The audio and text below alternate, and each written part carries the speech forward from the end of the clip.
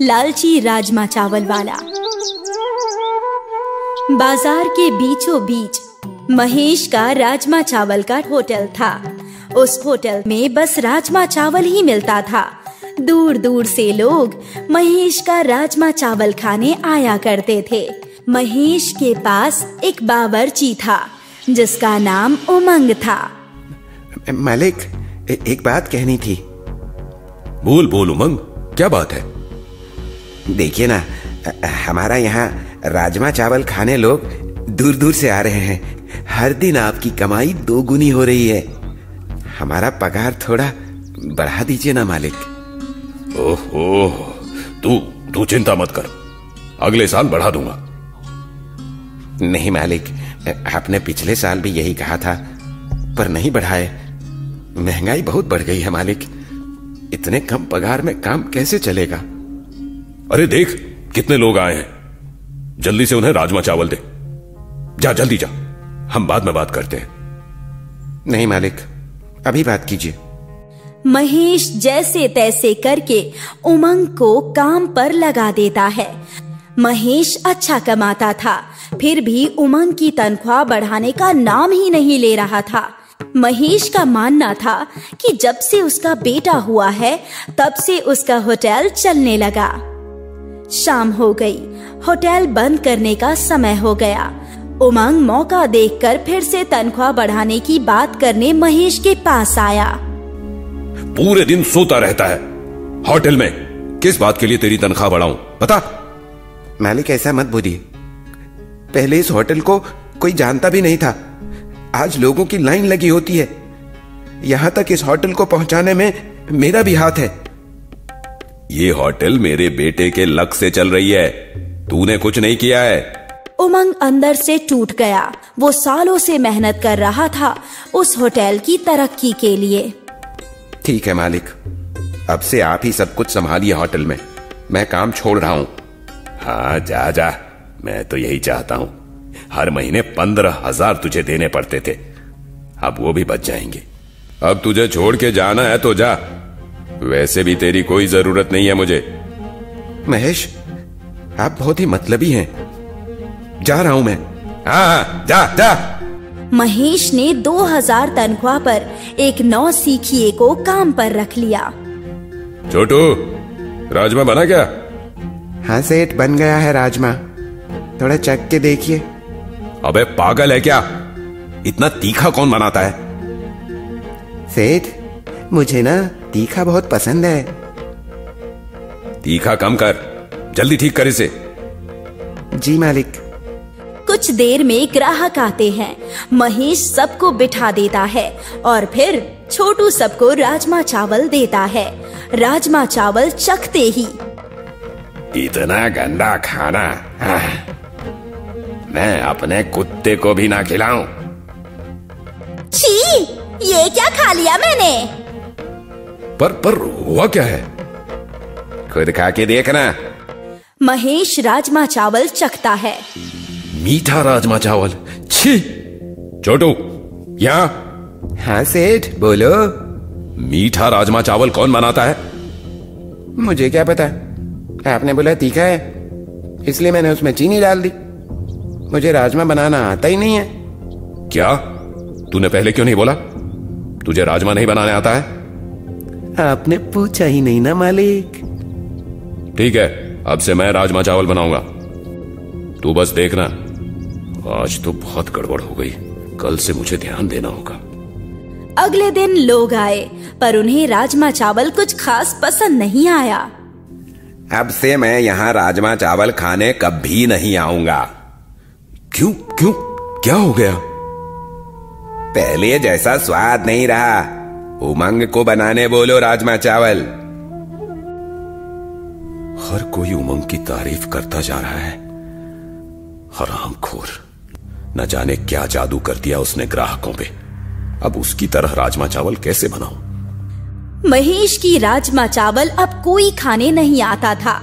कुछ ही दिनों में पूरा धंधा ठप हो गया। आज भी कोई नहीं आया, कुछ तो करना होगा।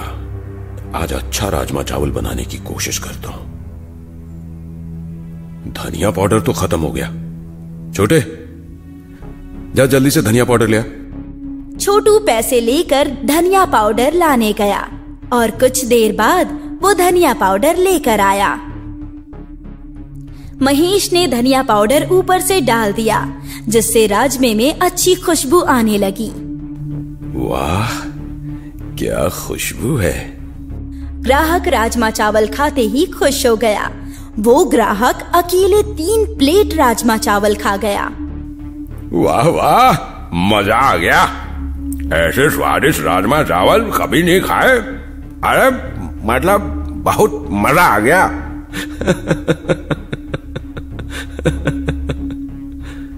उस दिन देखते ही देखते महेश के होटल में पहले जैसी खचाखच ग्राहकों की भीड़ लग गई।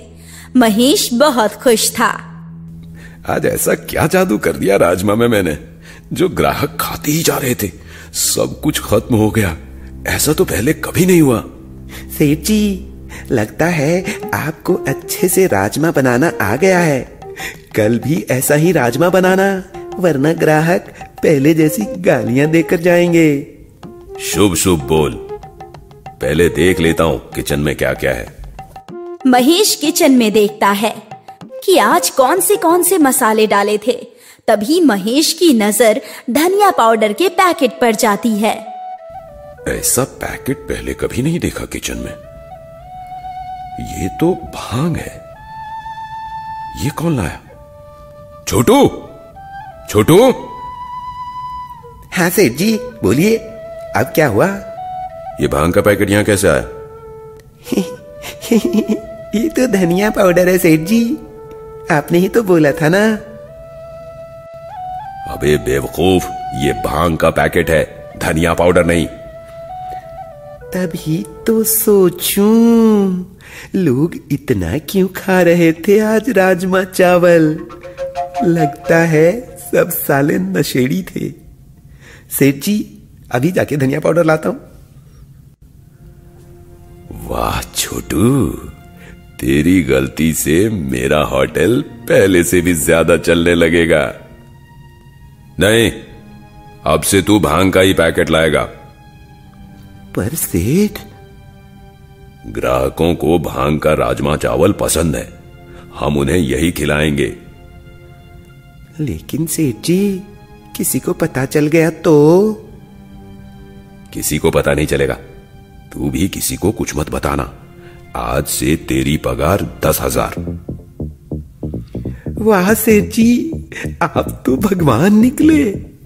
अब से महेश के होटल में भांग मिला हुआ राजमा चावल बिकने लगा और लोग चाव से खाते भी थे, बच्चे बूढ़े सब। तभी एक आदमी आया, विकी नाम का। जल्दी जल्दी राजमा चावल देना भाई, बहुत भूख लगी है। विकी ने इतना राजमा चावल खा लिया कि नशे में वहीं सो गया। सेठ, ये तो यहीं सो गया। लगता है भांग का नशा हो गया इसे। उठाओ उसे, कुछ अनहोनी ना हो जाए।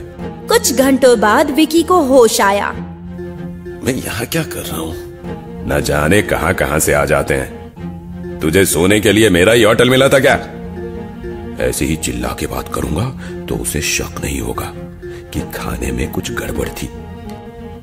बरखुरदार, तुम खाना खा के यहीं सो गए थे। उफ, मेरा सर, ये दुख क्यों रहा है? भागो यहां से। विकी खड़ा होने की कोशिश कर रहा था। जैसे तैसे वो लड़खड़ाते हुए होटल से बाहर आया। पहले तो ऐसे कभी नहीं हुआ था। लगता है तुम्हारे राजमा चावल में कुछ गड़बड़ है, जिससे मुझे नींद आ गई और सर घूम रहा है मेरा, जैसे कोई नशा है। मुझे तुम अपना किचन दिखाओ। हमारे खाने में कोई गड़बड़ी नहीं है। मुझे तो लगता है तू ही नशा करके आया था। ये देखो मेरी आईडी, मैं पुलिस इंस्पेक्टर हूं। विकी किचन में जाता है और भांग का पैकेट देखता है। अच्छा, तो तुम लोग भांग मिलाते हो अपने खाने में? नहीं साहेब, ये सब ना सेठ करता था, मैं नहीं। मैंने तो समझाया था, पर पैसे देकर मेरा भी मुंह बंद कर दिया। क्यों महेश, थोड़ी सी भी शर्म नहीं आई? यहाँ बच्चे, बूढ़े, महिलाएं सब खाना खाने आती हैं और तुम उन्हें नशीला राजमा चावल खिलाते हो। साहब, कुछ ले दे के मामला खत्म कर दीजिए ना। हर कोई तेरी तरह पैसों का भूखा नहीं होता। मेरे साथ थाने चल, तेरी लालच तो वहीं निकालूंगा मैं। इंस्पेक्टर विकी ने महेश और छोटू दोनों की अच्छे से खातिरदारी की और फिर उन्हें जेल में बंद कर दिया। महेश का होटल भी बंद हो गया। दोस्तों, सफलता चाहे कम मिले पर धोखा देके सफल होने की कोशिश मत करो। लालच बहुत ही बुरी चीज है। लालच के चक्कर में अच्छों की नैया डूब गई, इसीलिए लालच मत करना। कंजूस पिज्जा वाली। ढोलकपुर गांव में एक विमला नाम की औरत रहती थी और उसके पति रमेश पिज्जा बेचने का काम करते थे। उन दोनों की दुकान बहुत अच्छी चलती थी क्योंकि गांव में दूर दूर तक पिज्जा नहीं मिलता था, जिस वजह से उनका पिज्जा अच्छा बिक जाया करता था। अरे सुनती हो, हमारा तो पिज्जा बहुत अच्छा बिकता है क्योंकि गांव में दूर दूर तक कोई भी इसके बारे में नहीं जानता है। हाँ, आप बिल्कुल ठीक कह रहे हैं और इसी वजह से हमारी दुकानदारी अच्छी हो जाती है। क्यों ना हम इसे और अच्छा बनाएं? वैसे भी गांव में कौन जानता है पिज्जा खाना। अगर हम अच्छा बनाएंगे तो इससे हमारा पिज्जा और अच्छा बिकेगा। हाँ, ये तो तुम बिल्कुल ठीक कह रही हो, पर इससे तो लागत ज्यादा आएगी और पैसे कम मिलेंगे। हाँ, ये तो आप बिल्कुल ठीक कह रहे हैं। रुकिए, मैं कुछ न कुछ तरकीब लगाती हूँ जिससे पिज्जा भी अच्छा हो जाए और हमारी लागत भी कम हो। अगले दिन विमला दुकान पर गई और उसने पिज्जा तैयार करना शुरू किया। दुकान पर पहले से ही पिज्जा वालों की काफी भीड़ लगी थी। तभी वहाँ पर एक रामू नाम का आदमी आया और उसने विमला से कहा, अरे भाभी जी, आज आप दुकान पर हैं। अगर आप दुकान पर हैं तो भाई साहब कहाँ हैं? नजर नहीं आ रहे। अरे भाई साहब, उनकी थोड़ी तबीयत खराब हो गई है, इसी वजह से मैं दुकान पर आई हूँ। अच्छा, ऐसी बात है, तो आज बहुत पिज्जा बिकेगा। क्यों नहीं भाई साहब, आज पिज्जा बहुत ही बिकेगा क्योंकि आज मैं पिज्जा बनाऊंगी ना। आप लोगों को जरूर पसंद आएगा। और इसके बाद विमला ने उसे पिज्जा बनाकर दे दिया और उस दिन उसका पिज्जा बहुत बिका, जिससे उसकी काफी अच्छी आमदनी हुई। घर पर आने पर जब रमेश ने विमला से कहा, अरे विमला, आज तो तुम काफी अच्छी कमाई कर लाई होगी ना? हाँ, आप बिल्कुल ठीक कह रहे हैं। आज तो बहुत अच्छी दुकान चली क्योंकि मुझे देखकर लोगों की भीड़ लग गई थी और मैंने भी पिज्जा ऐसा बनाया जिससे हमारी लागत भी कम आई और हमें रुपए भी ज्यादा बच गए। ये तो बहुत अच्छी बात है। तो फिर आज से तुम ही दुकान चलाया करना, मैं तुम्हें सामान लाकर दे दिया करूंगा। ठीक है जी, आप चिंता मत कीजिए। वैसे भी हमें अपना सपना भी तो पूरा करना है ना। इसके बाद अब तो विमला ही दुकान पर जाया करती थी और पिज्जा बनाकर बेचती थी। उसकी दुकान बहुत अच्छी चलती थी, जिस वजह से वो लोग धीरे धीरे अमीर होते जा रहे थे और इससे विमला और उसका पति बहुत खुश था। पर एक दिन अचानक गांव में बहुत ज्यादा हलचल मच गई क्योंकि शहर से पढ़कर विनोद गांव लौटा था।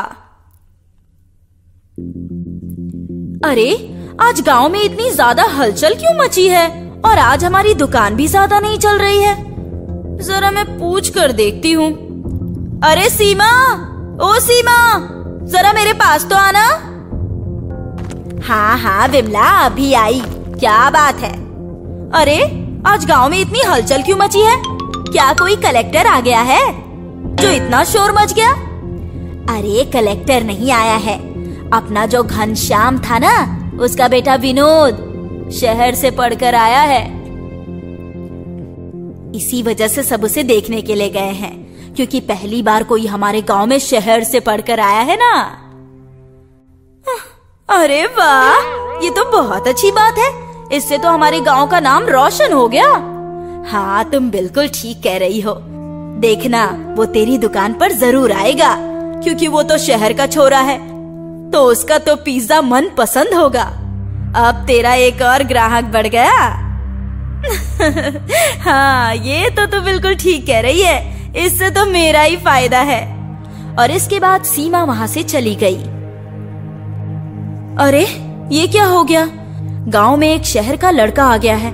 अगर वो मेरी दुकान पर आया तो उसे पता तो लग जाएगा कि मैं कैसे पिज्जा बना रही हूँ, जिससे मेरी सारी पोल खुल जाएगी। मुझे कुछ दिन फिर से सही से पिज्जा बनाना चाहिए। और ये कहकर वो अपने घर चली आई।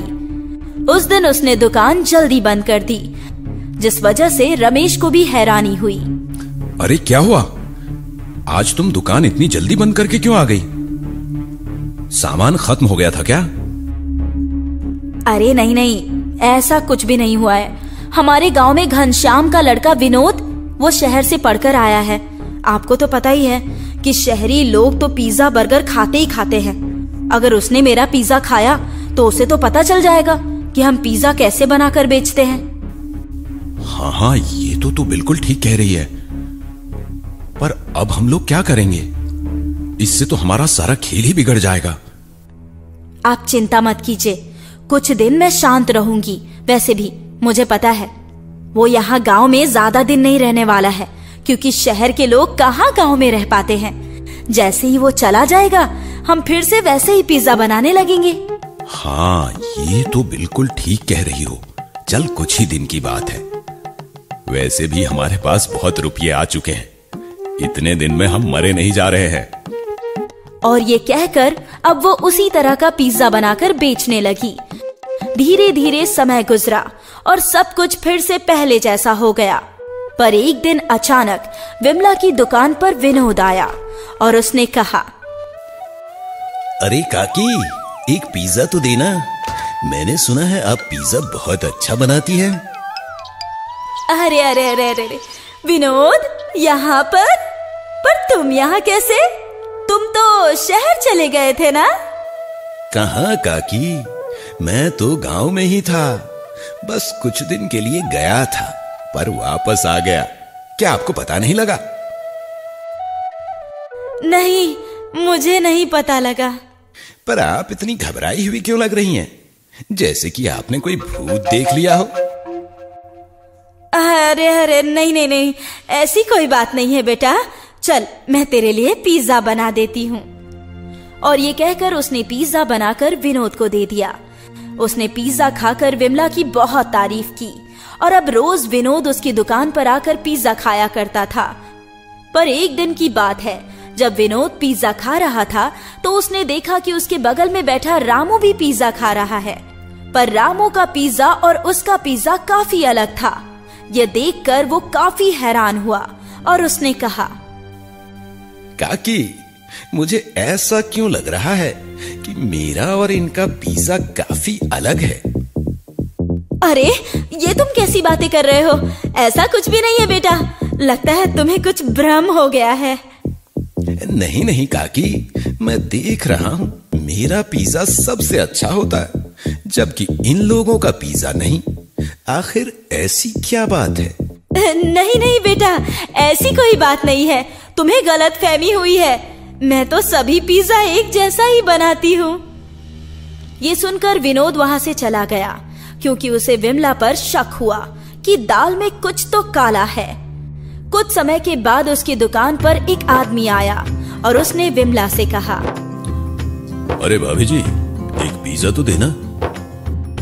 हाँ हाँ, अभी देती हूँ। और ये कहकर विमला ने उसे पिज्जा दिया। उसने पिज्जा खाया और विमला से कहा, अरे भाभी जी, मुझे पिज्जा कुछ सही नहीं लग रहा है। क्या आपने पिज्जा में सामान पूरा नहीं डाला है? अरे, ये कैसी बात कर रहे हैं? जैसा पिज्जा होता है वैसा ही तो दिया है। पर मुझे इसमें कुछ गड़बड़ लग रही है। नहीं नहीं भाई साहब, ऐसा कुछ भी नहीं है। आज तक किसी ने भी मुझसे शिकायत नहीं की है। सभी को मेरा पिज्जा बहुत अच्छा लगता है। वो तो लगेगा ही, क्योंकि ये ठहरे गांव के और मैं शहर का, तो इसलिए क्योंकि आपने ना ही इसमें चीज डाली है ना ही पनीर, बस इसमें आपने टमाटर और प्याज डाल दी है। आपने और कुछ भी नहीं डाला है जो पिज्जा में होता है। आपने तो बस रोटी के ऊपर सॉस लगाकर पकड़ा दिया है। ये सुनकर विमला काफी ज्यादा परेशान हो गई, क्योंकि उसे पता नहीं था कि ऐसा कुछ हो जाएगा। तो उसने कहा, अरे नहीं नहीं, ऐसा ही पिज्जा होता है। आप जाइए यहाँ से, जाइए, मेरा टाइम खराब मत कीजिए। वैसे भी मेरी दुकानदारी का समय है। पता नहीं कहाँ से चले आते हैं। ठीक है, जाता हूँ। और ये कहकर वो वहाँ से चला गया। कुछ देर बाद विनोद वहाँ पर आया और उसने विमला से पिज्जा मांगा। विमला ने उसे पिज्जा दिया और विनोद ने उसे खाकर विमला से कहा, अरे काकी, अभी जो आपने पिज्जा दिया था वो काफी अलग था और ये तो बहुत ही अच्छा है। ऐसा कैसे? क्या? ये तुम क्या कह रहे हो? अभी मैंने तुम्हें पिज्जा कहाँ दिया? अरे अभी थोड़ी देर पहले तो आपने मुझे पिज्जा दिया ही था। वो तो बिल्कुल ही बेकार था। ऐसा लग रहा था मानो रोटी पर किसी सॉस और टमाटर जलाकर पकड़ा दिया हो। ये सुनकर विमला काफी हैरान हुई। विमला को हैरान देखकर विनोद ने उससे कहा, हैरान मत होइए, वो आदमी कोई और नहीं बल्कि मैं ही था। मैं ही भेष बदल कर यहाँ पर आया था, क्योंकि मुझे उस दिन आप पर शक हुआ कि आप पिज्जा में कुछ गड़बड़ कर रही हैं। और अपना शक और आपकी सच्चाई लाने के लिए मैं आज भेष बदल कर आया और मुझे पता लग गया कि आप सभी को ऐसा ही बेकार पिज्जा बना कर देती हैं। आप उसमें कुछ भी चीज नहीं डालती हैं जैसा पिज्जा में होना चाहिए। आप गांव वालों को बेवकूफ बना रही हैं। इतनी कंजूसी अच्छी नहीं है काकी जी। आप इतने रुपये बचाकर कहां पर ले जाएंगी? अरे बेटा, ऐसी कोई बात नहीं है। मैं तो बस ऐसे ही क्या? मैंने देखा है आप पिज्जा में कम लागत लगाती हो, जिससे आपके रुपये बच जाते हैं। आखिर आप दुकानदार हैं, आप इतनी कंजूसी क्यों दिखाती हैं? यदि आप इतनी कंजूसी दिखाएंगी तो आपकी दुकान एक दिन ठप हो जाएगी। और ये ठहरे गांव वाले, इन्हें क्या पता कि पिज्जा कैसा होता है। आप जैसा इनको दे दोगे वैसा ही वो खा लेंगे। मुझे माफ कर दो बेटा, मुझसे गलती हो गई। आगे से मैं ऐसा कुछ भी नहीं करूंगी। मैं अच्छा पिज्जा बनाकर बेचूंगी। तुम ये बात किसी को मत बताना। नहीं, आपकी सच्चाई सभी के सामने आनी चाहिए, क्योंकि आपने अभी तक लोगों को बेवकूफ बनाया और आपने अपनी जेब भरी है। उन्हें भी तो पता लगना चाहिए कि उन्होंने जितने रुपये दिए थे उतने का उन्हें सामान ही नहीं मिला। नहीं नहीं बेटा, मुझे माफ कर दो। इससे मेरी दुकानदारी खराब हो जाएगी। मैं आगे से कभी ऐसा नहीं करूंगी। मुझे माफ कर दो। विमला के ज्यादा कहने पर विनोद मान जाता है और उससे कहता है, अगर आपने आगे से ऐसा कुछ किया तो मैं आपको छोड़ूंगा नहीं। और फिर वो वहां से चला जाता है और विमला बेचारी दुखी होकर रह जाती है।